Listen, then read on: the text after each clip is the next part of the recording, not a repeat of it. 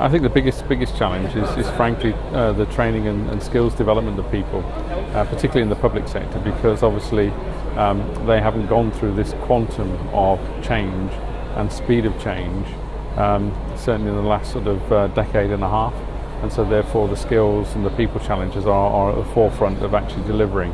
the agenda that's necessary to bring about the reform that's required in the public sector.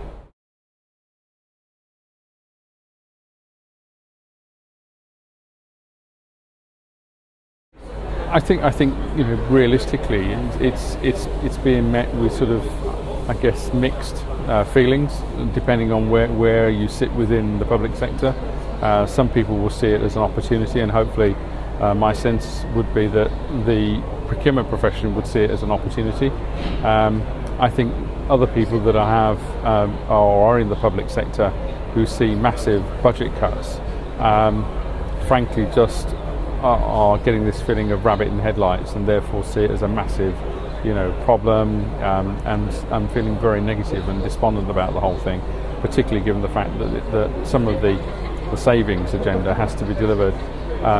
in such a short period of time, with very little time to adapt or readjust services, and also having to make the tough decisions about cutting services as well, because the reality is the quantum of change means that there isn't just a fine-tuning of services. In many cases, it's about going back to statutory requirements as opposed to what's historically been delivered.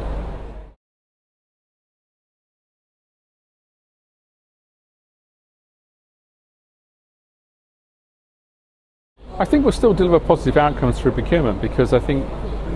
in terms of the culture that you develop within an organisation, it's about cup half full as opposed to cup half empty.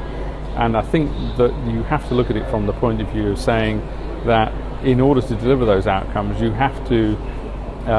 give people the confidence that you have the ability to deliver. And so therefore part of the procurement profession's requirement is to stay an engaged and positive sort of change leader within all of this process, and therefore transcend that sort of hope and that belief that actually we can turn the corner, but I think also be very realistic and pragmatic about the fact that, much in the same way as within our own personal budgets, if your personal budget got cut by the quantum that we're talking about, then you are going to have to make some sacrifices and compromises, but doing that in the right way, such that the ultimate service is not compromised, but actually some of the quality is retained. We can't retain all the quality, because it's the classic, you can't have what was previously a Rolls Royce and now have Ford money and still afford the same quality of service. Clearly there's got to be a realignment of service and expectations, but congruent with the actual budget that's being afforded to the public sector.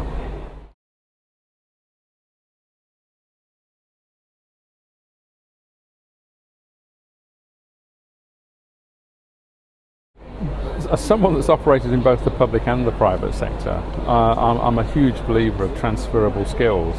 and therefore I tend not to make any differentiation between public and private sector, and I would expect good procurement professionals to be able to operate either in the public or the private sector with equal magnitudes of success and impact and delivery at a professional standard.